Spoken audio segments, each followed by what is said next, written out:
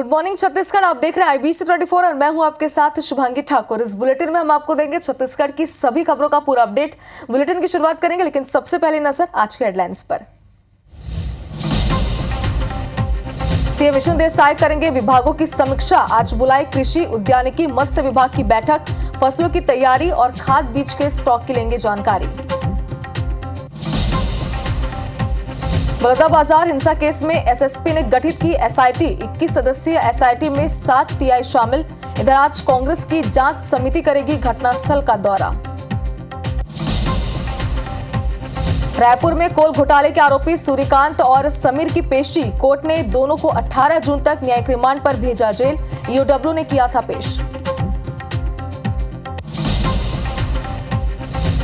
अंबिकापुर में बारातियों से भरी ट्रैक्टर ट्रॉली पलटी। हादसे में 12 से ज्यादा लोग घायल। ट्रैक्टर ट्रॉली में 20 से ज्यादा बाराती थे सवार। शराब के नशे में धुत था चालक। रायपुर में दिन दहाड़े कारोबारी से लूट। दफ्तर में घुसकर 27 लाख रुपए लेकर फरार हुए बदमाश।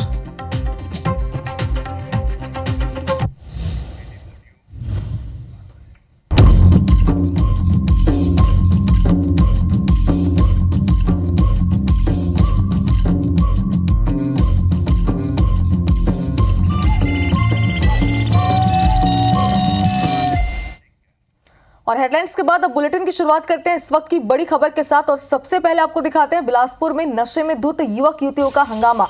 आपस में जमकर मारपीट इनके बीच हुई है और एक दूसरे पर लात घूंसे भी चलाए गए हैं। हंगामे और मारपीट का ये वीडियो सोशल मीडिया पर वायरल हो रहा है, जो इस वक्त हम आपको टीवी स्क्रीन पर दिखाने वाले हैं। तो बिलासपुर से तस्वीरें भी सामने आई है, जहां पर नशे में धुत युवक युवती जमकर हंगामा कर रहे हैं।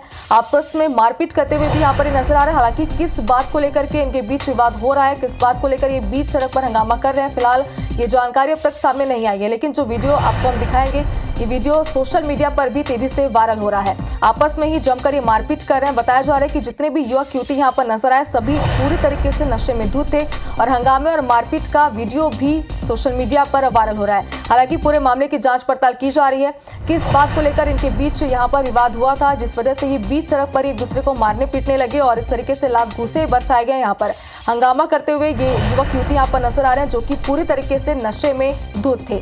तो बिलासपुर से खबर आपको दिखा रहे हैं, इनके बीच जमकर मारपीट भी हुई है और हंगामे का वीडियो भी जो है वो सोशल मीडिया पर वायरल हो रहा है। देखिए अब आपकी टीवी स्क्रीन पर वो वीडियो भी हम आपको दिखाने वाले हैं, जिसमें आप देख सकते हैं कि किस तरीके से ये युवक युवती बुरी तरीके से एक दूसरे को मारपीट करते हुए यहाँ पर नजर आ रहे हैं। तो वीडियो सामने आ चुका है और देखिए बीच सड़क है, जहाँ पर नशे में धुत ये सभी युवक युवती आपस में विवाद कर रहे हैं। हालांकि ये जांच का विषय है कि आखिर किस बात को लेकर इनके बीच विवाद हुआ था, जिस वजह से ये एक दूसरे पर ही लात घूंसे बरसाने इन्होंने शुरू कर दी। ये जांच का विषय है। युवक युवती है सभी, जो कि नशे में पूरी तरीके से यहाँ पर धुत है और बीच सड़क पर मारपीट करते हुए नजर आ रहे हैं। तो जमकर इनके बीच यहाँ पर मारपीट हो रही है बीच सड़क पर ही। जाहिर सी बात है, कानून का उल्लंघन तो यहाँ पर किया ही जा रहा है। साथ ही बड़ी बात तो ये कि सभी नशे में थे और नशे में इस तरीके से बीच सड़क पर ही हंगामा कर रहे हैं। जाहिर सी बात है, लोगों को आने जाने में दिक्कतें भी हो रही होगी। और IBC 24 पर एक्सक्लूसिव ये वीडियो हम आपको दिखा रहे हैं, जिसमें आप देख सकते हैं कि युवक युवती किस तरीके से हंगामा यहाँ पर कर रहे हैं। एक दूसरे पर इन्होंने लात घूंसे चलाए हैं और आप देख सकते हैं कि सिर्फ युवक नहीं बल्कि युवतियां भी यहाँ पर मौजूद हैं, जो कि किस तरीके से मारपीट कर रही है, ये आप देख सकते हैं। इस वीडियो को सोशल मीडिया पर शेयर किया जा रहा है, साथ ही इसकी खूब निंदा भी की जा रही है। और चलिए इसी बीच एक और बड़ी खबर आपको दिखाते हैं। और आज से सीएम विष्णुदेव साय विभागीय समीक्षा बैठक करेंगे। अब आपको विस्तार से बताते हैं कि क्या विभागीय समीक्षा बैठक होने वाली है। आचार संहिता के बाद प्रशासनिक कामों में तेजी लाने के लिए ये बैठक की जा रही है। 15 जून तक सीएम अलग अलग विभागों की समीक्षा करेंगे। बता दें कि सीएम आज कृषि, उद्यानिकी, मत्स्य विभाग की समीक्षा बैठक करेंगे। खरीफ फसलों की तैयारी, खाद बीज के स्टॉक की समीक्षा करेंगे। समीक्षा बैठक में विभागीय मंत्री रामविचार नेताम भी मौजूद रहेंगे।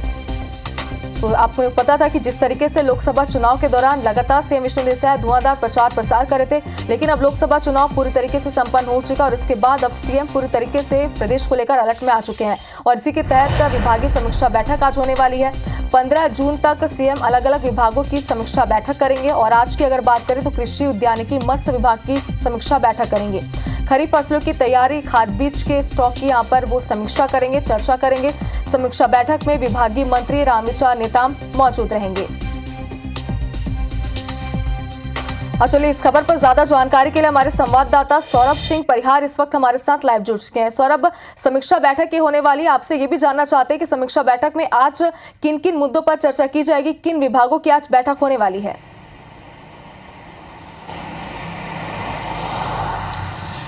बिल्कुल, देखिए छत्तीसगढ़ में भाजपा की सरकार को बने 6 माह से ज़्यादा हो गए हैं, लेकिन आप देखिए कि 3 माह अभी पिछले दिनों आचार संहिता में गुजर गया है और छत्तीसगढ़ की सरकार ने कई जो अहम योजनाएं लाई है जिसका बेहतर ढंग से क्रियान्वयन हो सके, लोगों को उन योजनाओं का फायदा पहुंच सके, इसके लिए एक बैठक जरूरी थी। और इसलिए आप देखिए कि आचार संहिता हटते ही और प्रशासनिक कसावट लाने के लिए मुख्यमंत्री विष्णुदेव साय आज से बैठक ले रहे हैं। 15 जून तक ये बैठक लेंगे और इस 3 दिन में जो है कई विभाग हैं जिसके अंतर्गत जो लोगों से जुड़ी समस्याएं हैं, जो लोगों के और बेहतर और क्या किया जा सकता है, उसके लिए तमाम जो है चर्चाएं होंगी। आज पहले दिन जो कृषि विभाग से संबंधित बैठक है और चूंकि अब छत्तीसगढ़ में खेती किसानी का काम जो है शुरू हो चुका है, तो स्वाभाविक रूप से मुख्यमंत्री आज जो है खरीफ फसलों की तैयारी को लेकर जो है चर्चा करेंगे। इसके अलावा छत्तीसगढ़ में भी खाद और बीज का जो भंडारण है, स्टॉकेज है, वो क्या स्थिति, कहीं प्रॉब्लम तो नहीं आ रही है,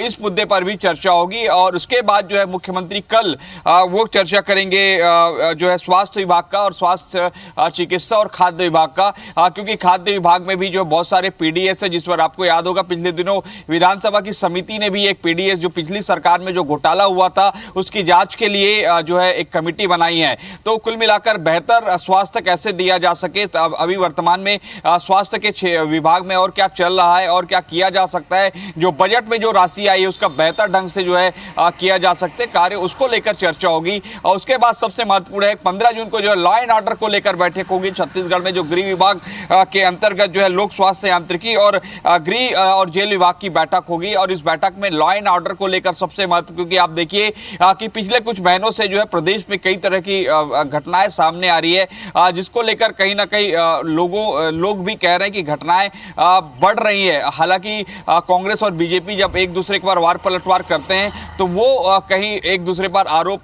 प्रत्यारोप लगाते हैं, लेकिन वास्तव में अगर स्थिति देखें तो पिछले कुछ समय से कई जगहों पर ऐसी घटना हो रही है जो घटना अब तक छत्तीसगढ़ में नहीं हुई है। लेकिन लॉ एंड ऑर्डर को मजबूत करने के लिए, लॉ एंड ऑर्डर को जो बेहतर से बेहतर पुलिसिंग एक्शन के लिए ये बैठक होगी। और 15 जून को जब बैठक लेंगे मुख्यमंत्री तो स्पष्ट तौर पर निर्देश दिया जाएगा कि कैसे और बेहतर तरीके से लॉ एंड ऑर्डर को बनाना है। तो आज मुख्यमंत्री जो है कृषि विभाग से संबंधित जो पशुपालन है, मत्स्य पालन है, उसकी बैठक लेंगे और फिर उसके बाद 15 जून को, तो 3 दिन के अंतर्गत जो है लगभग अधिकांश वो विभाग आ जाएंगे जिस विभाग से लोगों का सीधा जुड़ाव है, लोगों से को सीधा फायदा मिलता है, तो उसकी बैठक होगी। और आज एक और बैठक है विष्णुदेव साय जो है जो डिप्टी सीएम अरुण साव और पीडब्ल्यूडी मंत्री हैं उनके साथ भी बैठक करेंगे सुबह 11:30 बजे के लगभग। और ये बैठक होगी, नया रायपुर में नया विधानसभा भवन बन रहा है, तो उनकी प्रगति क्या है भी और क्या अभी उस पर काम किए जा रहे हैं और क्या किया जाना है, कब तक पूरा हो जाएगा, क्योंकि ये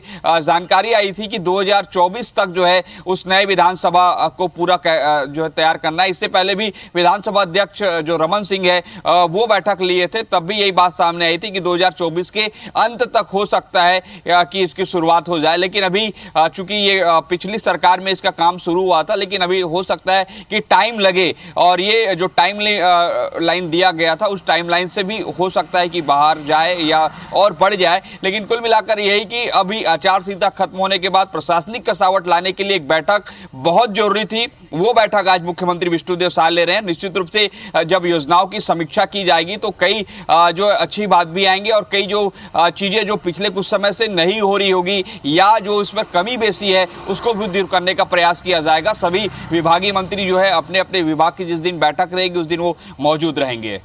बिल्कुल सौरभ, जैसे कि जानकारी अब दें तो लगातार मैराथन बैठ के जो है वो सीएम लेने वाले, चाहे बात करें समीक्षा बैठक की, एक और बैठक की जानकारी भी आपने साथ में दी है, तो इन सभी बैठकों को लेकर आज पूरे दिन अपडेट आपसे लेंगे। फिलहाल बहुत बहुत शुक्रिया आपका तमाम जानकारी के लिए।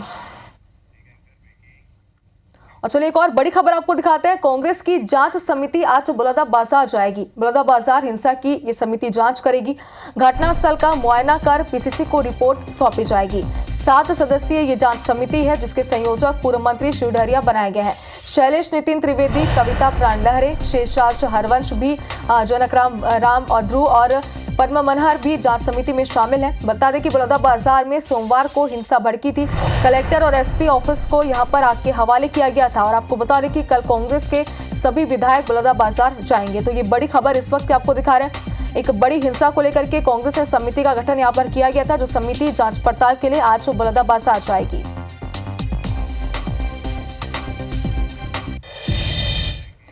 और शांति का टापू कहे जाने वाले छत्तीसगढ़ में बीते दिनों बलौदाबाजार में जिस तरह से हिंसा हुई है, उससे हर कोई हैरान है।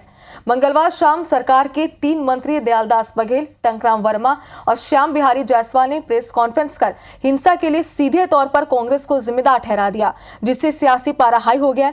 और इस पर हमारी खास रिपोर्ट भी आपको दिखाते हैं। देखिए किस तरीके से इस पूरे मामले पर सियासत तेज हो गई है।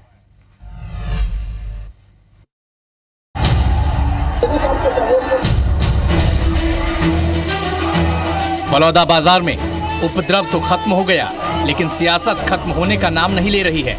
मंगलवार को प्रदेश के 3 मंत्रियों ने कांग्रेस नेताओं पर प्रदर्शनकारियों को भड़काने का आरोप लगाया, जिसके बाद बुधवार को पूर्व मंत्री गुरु रुद्र कुमार गिरफ्तारी देने रायपुर एसपी के ऑफिस पहुंच गए। कहा कि वो सतनामी समाज के गुरु हैं, इसीलिए सामाजिक कार्यक्रमों में आना जाना लगा रहता है। इसका मतलब भड़काना कैसे हो गया? गिरफ्तार करते हैं तो इनकी ये जाने, इनकी सरकार जाने। और मैं इनसे मांग करता हूँ अपने तरफ से, समाज के तरफ से, कि हम मुझसे और समाज से माफ़ी मांगे, नहीं तो मैं इनके ऊपर सीधा मैं केस दायर करूँगा। एसपी ऑफिस है, यहाँ पे तो गिरफ्तारी होगी नहीं, ठीक है। बाकी उनसे बातचीत की जाएगी। जो भी घटना हुई बलौदाबाजार जिले की घटना है, ठीक है। तो अभी अगर ये चाहें तो गिरफ्तारी वहाँ देना चाहें तो वहाँ भी दे सकते हैं। और फिर मतलब कहने भर से ऐसी गिरफ्तारी नहीं, बातचीत करते हैं, जो प्रोसेस होगा उसमें। जी। इधर हिंसा के बाद सरकार ने बलौदाबाजार कलेक्टर और एसपी का तबादला कर दिया। नए कलेक्टर दीपक सोनी और नए एसपी विजय अग्रवाल ने पदभार ग्रहण कर घटनास्थल का जायजा लिया। इसके साथ ही अधिकारियों के साथ बैठकर हालात की समीक्षा भी की। राज्य शासन के आदेश के तहत आज ही जो है कार्यभार ग्रहण किया गया है मेरे द्वारा ज़िले में। एसपी साहब भी यहाँ पे ज्वाइन कर चुके हैं और अब हम लोग अभी पूरे स्थिति का आकलन भी कर रहे हैं। और साथ में सबसे पहली प्राथमिकता है कि जो हमारे कलेक्ट्रेट कार्यालय है, इसको रिस्टोरेशन का जो कार्य है वो जल्दी शीघ्र पूर्ण हो। पुलिस अधीक्षक के रूप में ज्वाइन किया है और एक बार समूची स्थितियों का आकलन करके और अपने सहयोगियों से बातचीत करके उसके लिए एक स्ट्रेटेजी बनाएंगे। की गंभीरता को देखते हुए इसमें 3 डीएसपी सहित 7 थाना प्रभारी और टोटल 21 सदस्यीय एक एसआईटी का गठन किया गया है, जिनके द्वारा लगातार जो 8 जो प्रकरण हमने जो दर्ज किए हैं, उसमें जो भी इसमें आरोपी जो संलिप्त हैं और जिन्होंने घटना को कारित किया गया है, उनकी पतासाजी की जा रही है। बलौदाबाजार में लगी आग तो ठंडी हो गई है, लेकिन सियासी पारा हाई है। कांग्रेस और बीजेपी एक दूसरे पर लगातार आरोप और प्रत्यारोप कर रहे हैं। और इसी बीच मंत्री श्याम बिहारी जायसवाल ने हिंसा में करोड़ों के नुकसान पर दोषियों से ही भरपाई की बात कही है। लोक धन का नुकसान इतनी बड़ी संख्या में अभी तक के इतिहास में छत्तीसगढ़ में कभी नहीं हुआ। निर्ममता से लोक धन को जलाया गया है। ऐसे लोगों को चिन्हित करके कार्रवाई करेंगे, उनकी कुर्की करेंगे, उनसे वसूली करेंगे और जो भी नुकसान हुआ है उसकी भरपाई तो अपराधियों से ही किया जाएगा। फोटोग्राफ्स भी दिखाए गए जिसमें रुद्र कुमार जी वहाँ पे भाषण दे रहे हैं, लोगों को भड़का रहे हैं। उस समय देवेंद्र यादव जी भी वहाँ पे उस सभा में बैठे हुए थे, जबकि सतनामी समाज का एक शांतिपूर्ण सभा था। उसके बीच देवेंद्र यादव बैठे हुए नज़र आए। जो आरोप लगाए हैं बेबुनियाद नहीं है, उनका वहाँ पे वीडियो है, उनका फोटोग्राफ्स है। हमारे क्षेत्र के लोगों ने बोला कि भैया हमारे समाज का धरना है, आप भी समर्थन करने आइए। मैं स्टेज पे नहीं पहुंचा, मैं नीचे जमीन पे बैठकर मैंने धरने में समर्थन दिया। लेकिन उनको शर्म आनी चाहिए, अपनी जिम्मेदारी से भागते हुए आरोप लगा के कुछ नहीं मिलेगा। मोर वीडियो वायरल लगातार हुआ थे। मैं समाज ला उत्साह के काम नहीं करे हूँ। वो आंदोलन में जो घटना घटने वाला है वो मैं रोके के काम करे हम। और इन सब के बीच बलौदाबाजार हिंसा की जांच के लिए 21 सदस्यीय एसआईटी का गठन कर दिया गया है, जिसमें डीएसपी स्तर के 3 अधिकारी के नेतृत्व में ये पूरी जांच होगी। टीम में 7 टीआई, 8 एएसआई और 6 हेड कांस्टेबल शामिल हैं। बलौदाबाजार से सुनील साहू के साथ राजेश मिश्रा और सौरभ सिंह परिहार, IBC 24 रायपुर। राय के छावनी थाना क्षेत्र अंतर्गत शास्त्री नगर में बुधवार सुबह करंट से एक ठेका श्रमिक की मौत हो गई, जिसके बाद परिजन दिन भर मुआवजे और नौकरी की मांग को लेकर निजी अस्पताल के सामने धरना देते रहे। दोपहर तक माहौल बिगड़ता देख पुलिस और जिला प्रशासन की ओर से सीएसपी हरीश पाटिल और तहसीलदार गुरुदत्त पंचभाई धरना स्थल पहुंचकर बातचीत किए। परिजनों ने मुआवजे की राशि 3 लाख रुपए को काफी कम बताया। वह मृतक की पत्नी को नौकरी देने की मांग की। इधर पूर्व पार्षद जानिसार अख्तर ने कहा है कि महापौर नीरज पाल ने मृतक की पत्नी को निगम में नौकरी देने की बात कही है। जो ठेकेदार और जो घर मालिक है कुछ सहयोग राशि दिए हैं और प्रशासन से ही है कि और अच्छा प्रयास हो जाए बच्चों लोगों का भविष्य के लिए, क्योंकि 3 लाख रुपए कुछ है नहीं है ऐसा अमाउंट। छावनी थाना के अंतर्गत एक मामला आया था जिसमें एक व्यक्ति जो है एक निर्माणाधीन मकान में कार्य कर रहा था, जिससे उसे करंट में लगने से मृत्यु हो गई। तो उनके परिजन जो है मुआवजे की मांग को लेकर ठेकेदार से और मकान मालिक से यहाँ पे धरना प्रदर्शन कर रहे थे। एक निर्माणाधीन मकान में मृतक चंद्रमणि साहू कार्यरत था, पंप संबंधी कार्य कर रहा था। उसको वहाँ से पानी निकालने का उसके पास टास्क था, तो वो उस काम को करने के दौरान पंप में सडनली करंट आ गया, जिसके कारण वो